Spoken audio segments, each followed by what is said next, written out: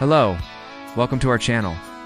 The world knew Ion Mirza as the cold-hearted CEO of Orion Tech, a genius billionaire with an empire built on precision, innovation, and total emotional detachment. What they didn't know, he was allergic to women. Not in the metaphorical way, literally. Any physical contact with a woman's skin. Too skin triggered a rare autoimmune response. Hives, fever, fainting. It started when he was a teenager. After a traumatic childhood accident and subsequent misdiagnosis, his body simply rejected affection, so he avoided it. No dating, no handshakes, no dancing, no love. He wore gloves to business meetings, traveled with an assistant to open doors, and had a firm no female staff rule in his private office. Then one night, everything changed. It was the annual Orion Tech Gala, a grand black tie affair. Ion was supposed to make a 5-minute appearance and vanish, but fate had other plans. She arrived late, stumbling into the hall with a stack of forgotten brochures. Her name badge hung crooked on her chest. Zoya Khan, marketing intern. She didn't see him, but he saw her, a blur of maroon silk and loose curls. Eyes wide with embarrassment as papers spilled everywhere, and for a moment time slowed. Ion couldn't breathe, not because of an allergy, because of her. He watched as she knelt to pick up the papers, unaware of the eyes on her. He should have looked away, should have walked past.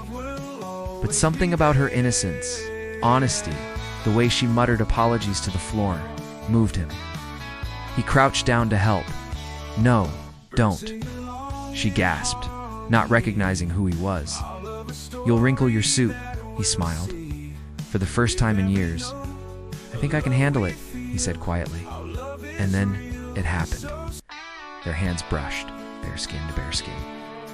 Zoya froze. So did he. It's waiting for the hives, the sting, the collapse. But nothing, just warmth. Real, terrifying, beautiful warmth. He jerked back, heart pounding. Not because of fear, because this never happened before. Later that night in his penthouse, Ion stared at his palm like it was a foreign object. Why her? He sent for his personal doctor. Blood tests, skin scans, everything. No allergic reaction, the doctor confirmed, baffled. In fact, your vitals are calmer than usual. The next morning, he summoned her. Zoya panicked. She thought she was getting fired for the brochure mishap. Instead, he looked at her like she was the answer to a question he didn't know he'd been asking for years. "I want you on my team," he said, without explanation. Effective immediately, her eyes widened. "But I'm just an intern, I know." Over the next few weeks, he became obsessed with her presence, her laughter, the way she argued with him over branding colors. He started working longer hours just to be near her. Zoya noticed the way he looked at her, as if she was a puzzle he couldn't solve. But she also saw the walls, the gloves, the way he flinched from every touch. One night, while reviewing AD drafts, her hand grazed his again. "Still no reaction? You're not allergic to me," she whispered.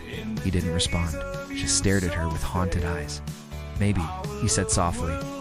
"You're the cure I never thought I'd find." But love isn't that simple. Word got out. Rumors in the office, gossip columns painting her as a gold digger.